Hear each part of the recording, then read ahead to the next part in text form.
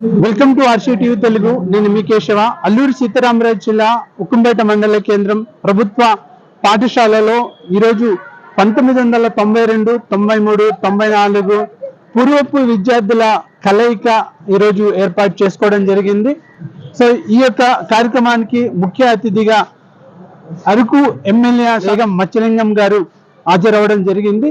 So పూర్వపు విద్యార్థులు అదేవిధంగా పూర్వపు ఉపాధ్యాయులు ఈ యొక్క కార్యక్రమానికి హాజరు కావడం జరిగింది. అరకు నియోజకవర్గ ఎమ్మెల్యే రేగం మత్యలింగం మాస్టారుకు ఘన స్వాగతం పలుకుతున్న పూర్వపు విద్యార్థులు.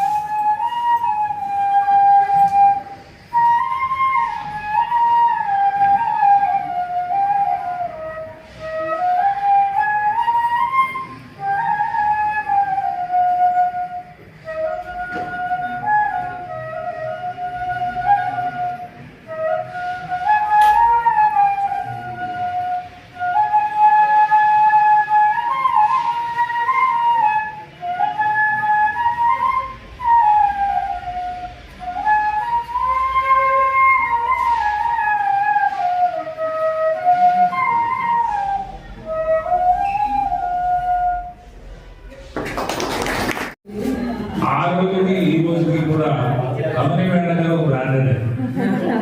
ఎందుకంటే టీచింగ్ అనేటటువంటిది నాకు మెరుగవాలనేటటువంటి ముందు తెలిసేది కాదు. కానీ ఇక్కడికి వచ్చిన తర్వాత రమణి మేడం గారి టెక్నిక్స్ అన్ని కూడా నేను కొంత తెలుసుకొని దాని కొద్దిగా ఎక్కువ, అంటే మేడం గారు చెప్పిన దానికన్నా నేను కొద్దిగా ఎక్కువ. అంటే ఏంటి, నా దగ్గర కర్ర ఉండేది, మేడం గారి దగ్గర కర్ర లేదు.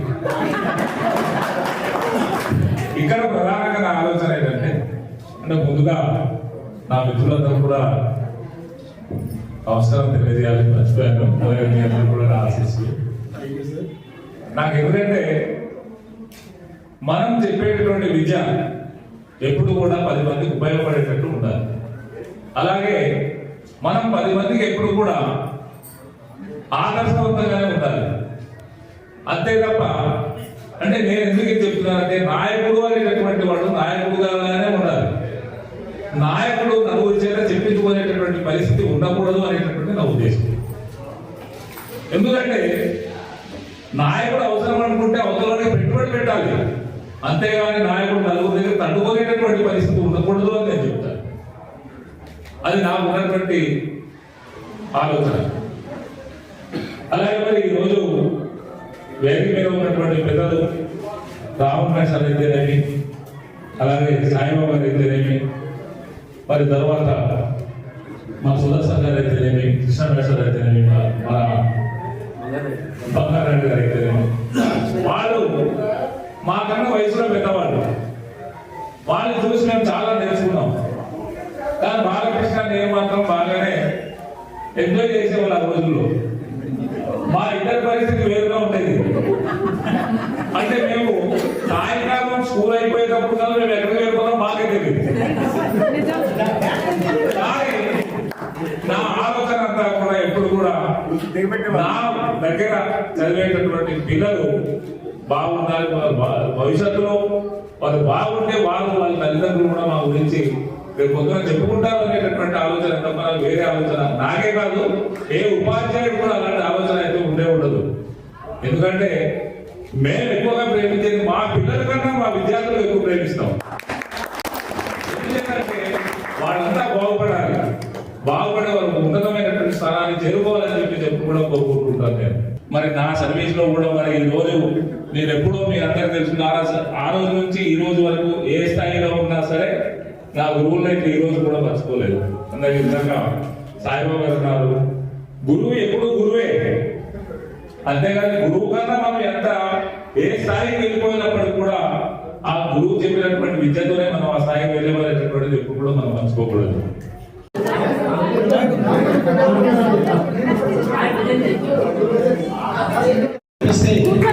ఆఫీస్ నుంచి పిలిపించి ఆ పిలుపు ఇప్పటి వరకు మా కళ్ళలో ప్రతిధ్వనిస్తుంది. బాగా చదువుకుంటే భవిష్యత్తులో బాగుపడతారు, లేకపోతే